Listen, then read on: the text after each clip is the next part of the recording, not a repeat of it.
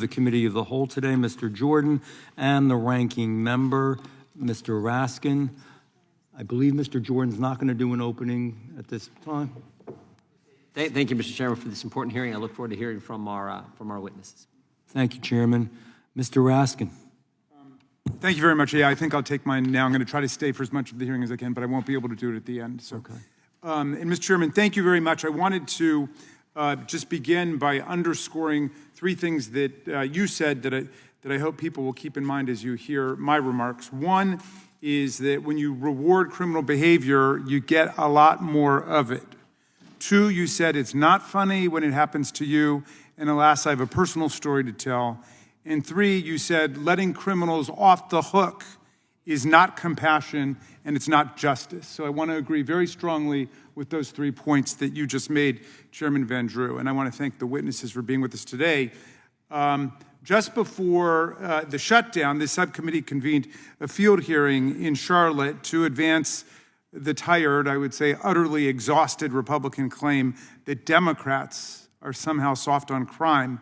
This is an odd proposition to me, given that Democratic-led cities today are now driving an historic nationwide decrease in crime, especially homicide and violent crime, following a dramatic spike in those categories under the first Trump administration. One North Carolina local news outlet, the News and Observer, captured the very paradoxical nature of that hearing in an article titled, "Republicans are in charge in North Carolina, but somehow Democrats are to blame for violent crime." Well, the News and Observer is correct. Republicans from the White House to Congress to the state houses are systematically undermining public safety in communities across America with what I would call gangster state policies, while claiming that Democrats are to blame. Well, what's really going on? Let's start with the administration's first day in office. How about that? On the first day, Donald Trump pardoned nearly 1,600 January 6th insurrectionists, people who either pled guilty or were convicted beyond a reasonable doubt by a jury of their peers for hundreds and hundreds of crimes, including hundreds who violently attacked Capitol Police officers, Metropolitan Police Department officers, Montgomery County, Maryland police officers from Virginia, and so on, with baseball bats, steel pipes, Trump flags, Confederate battle flags, broken furniture, and bear mace into people's eyes.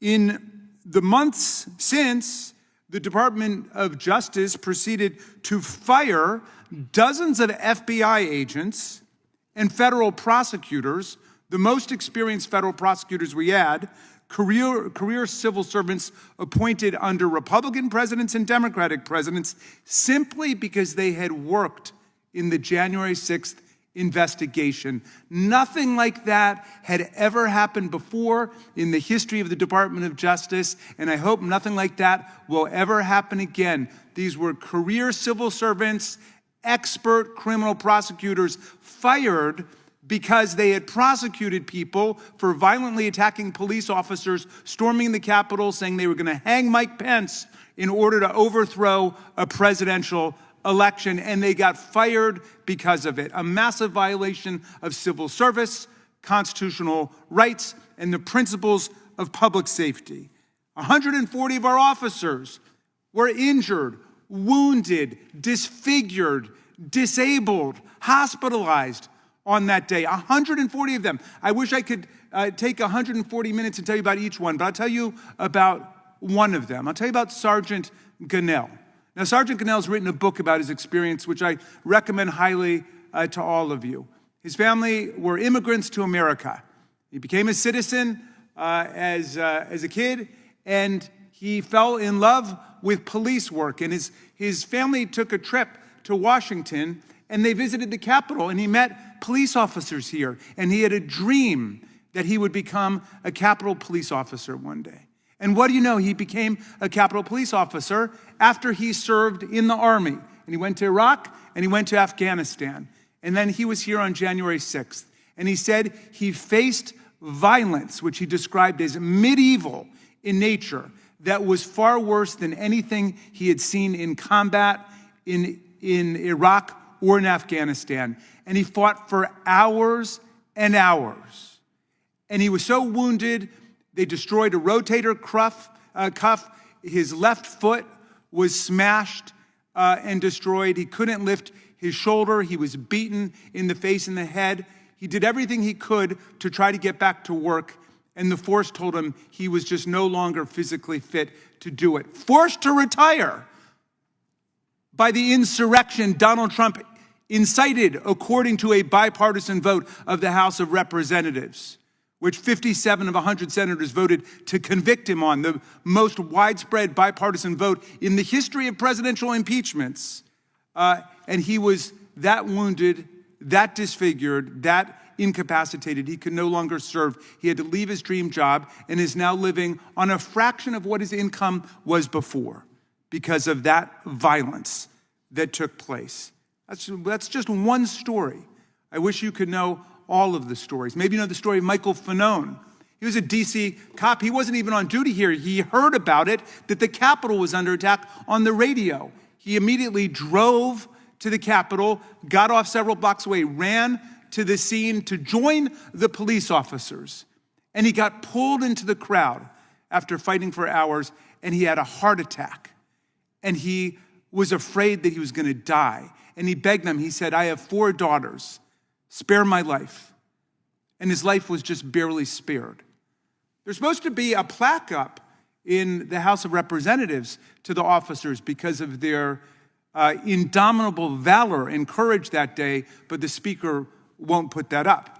And they won't give $1 to the families of any of these police officers whose lives have been so fundamentally altered. But they did sneak a little provision in to give $1 million to each Republican senator who were inconvenienced because they were treated like other American citizens, and their phone records were subpoenaed because they were involved in the conspirators of that attack.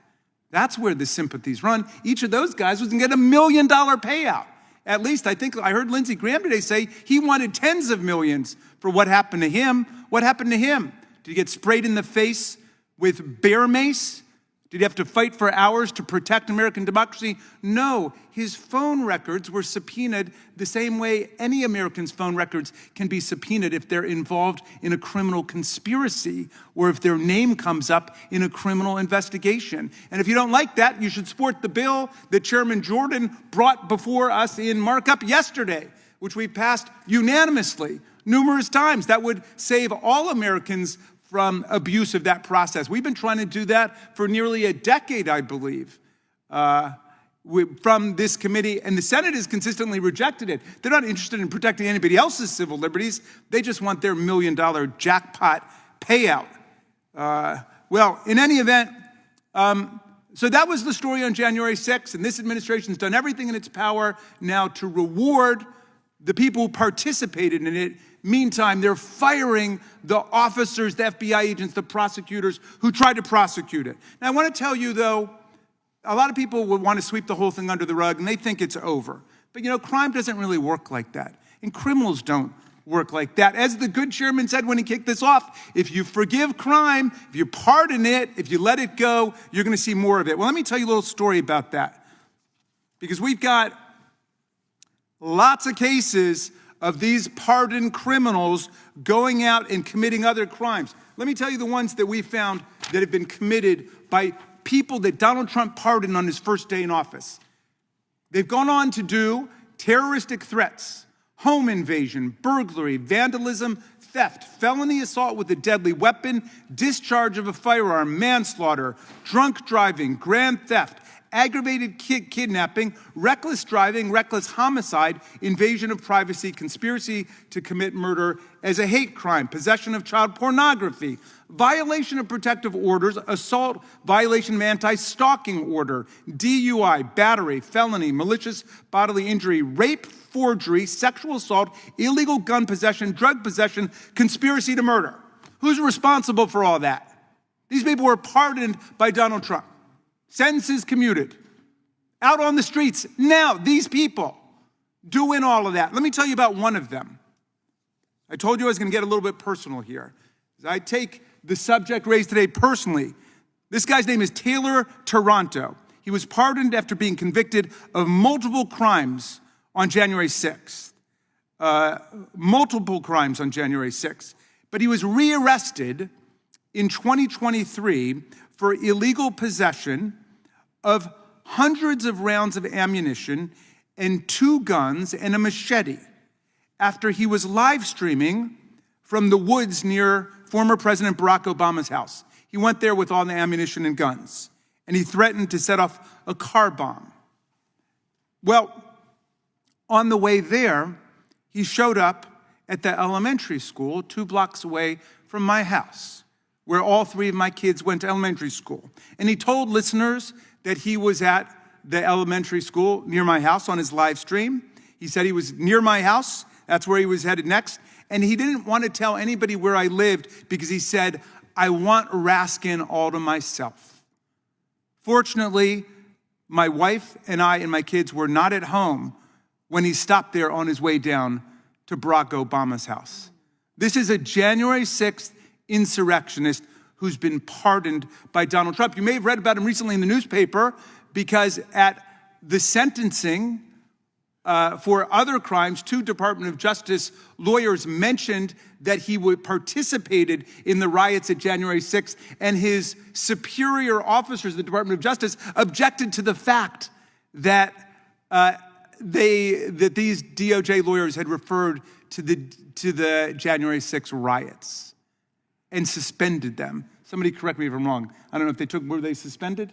These lawyers were reprimanded for what they had done, and they were suspended simply for mentioning the reality that January 6th had taken place. Look, it's not just January 6th.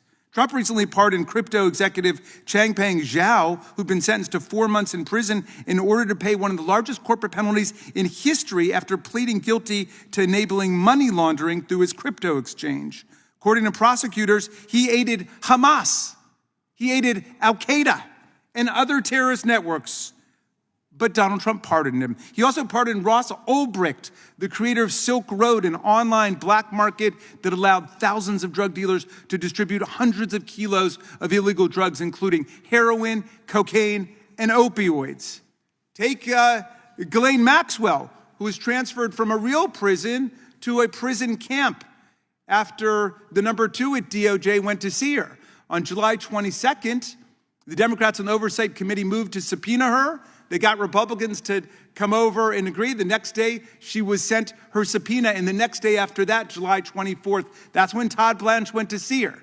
Not to ask about more co-conspirators, not to investigate whether other crimes had been committed. No, he was trying to find out exactly what she might say about Donald Trump when she came to Congress. And satisfied with her answers, President Trump, the great champion of law and order, apparently authorized and approved her transfer to a prison camp where no sex offender had ever been sent before because they're not allowed, because sex offenders like Ghislaine Maxwell are considered violent offenders. But that wasn't it. It wasn't just enough that she got to cut the line and get there in 1 or 2 days when people were waiting 6 months, 8 months, 2 years to transfer after proving they have a compelling reason to do so. No, she was transferred overnight. She gets there, and then she gets the superstar Trump Hotel treatment. She gets room service in her cell. Ever hear of that before? Well, she gets meals brought to her. She gets special exercise privileges there. She gets special visitors that come whenever she wants them to come, and they're allowed to bring their computers. And they don't even deny that. They just say they want the people who brought that as whistleblowers to members of this committee, they want those people punished. And her lawyer was bragging about the fact that they were punished. In other words, that they suffered retaliation for speaking out, when this committee has always stood up for the rights of whistleblowers to tell the truth about abuse of law in America. Well, they've taken a wrecking ball to the federal government's ability to investigate and prosecute criminals. The DOJ is hemorrhaging thousands of lawyers.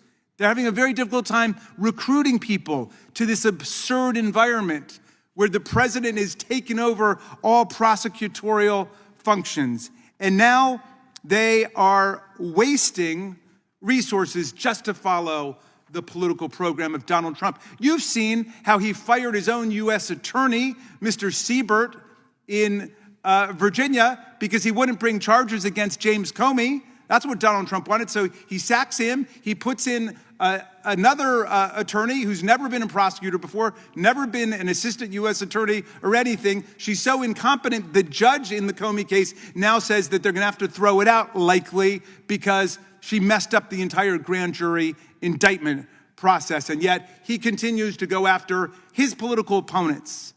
What a radical distortion of justice that is, and what a waste of our resources. They are draining resources away from human sex trafficking, away from child sex exploitation, away from drug trafficking, to go and either participate in their anti-immigration campaign or just to do whatever Donald Trump wants them to do. So, my friends, this is the record that they want to brag about, when we've got real Democratic mayors across America who are, and some Republican mayors, but mostly Democratic mayors, who are actually reducing crime and fighting crime. I mean, what an outrage this is. One of the other things they did when they first got in was they got rid of hundreds of grants that were being given to local law enforcement, to the police. Talk about defunding the police. Well, they defunded the police. Certainly anything having to do with human sex trafficking, anything having to do with child sex exploitation, they just got rid of it all. So, Mr. Chairman, I'm glad you said exactly what you did when you kicked this off. It's not funny when it happens to you, and it's not when you've got a pardoned January 6th person come into your house with weapons on his way down to Barack Obama's house with a machete. Now, that's not funny. And also, when you reward criminal behavior, as this administration has done from day one, you're going to get a lot more of it. And they're headed to turning us into a gangster state. And I thank you, and I look forward to hearing the testimony of the witnesses. Thank the ranking member, and later on I'm going to reply to a good number of those issues. I will say one thing: threats are horrible for all of us. My wife has been threatened. I've been threatened. My kids and my grandkids. It's really awful. It's terrible. My wife was, just so you know, I mean, I can relate to what you're saying there. My wife was threatened that she would be beaten. They would throw her on the hood of the car, rape her, and murder her, burn the house down, and kill my children and my grandchildren. So that is not a uniquely Democrat, Republican, conservative, or liberal issue. The other issues, and I will ask the committee if we can, and then we'll move on here. The issue at hand is what's happening on our streets. Those subjects you brought up are worthy of debate, and we can have a separate committee on all of it, all the things you spoke about. But I'm talking about the average Joe on the street in their city where they want to live their life with their children and their grandchildren as well. It's a little bit different than where we went with that, which was highly political, worthy of discussion, but not really what this hearing is about. Those are all average crimes that happen every day on our streets, including my street. Okay, I'm not going to do this because I don't want to. Even mine, You cannot separate one crime from another. There are people that are in prison because of some of the things they were going to do and got caught to me, but nevertheless, it's not an average crime. I'm a member of Congress. It is different. I'm talking about just the guy that comes home from work and is walking on the street and he stops by the grocery store and he gets killed. It's a different thing, just the average day-to-day thing. We'll talk about it more. I appreciate it.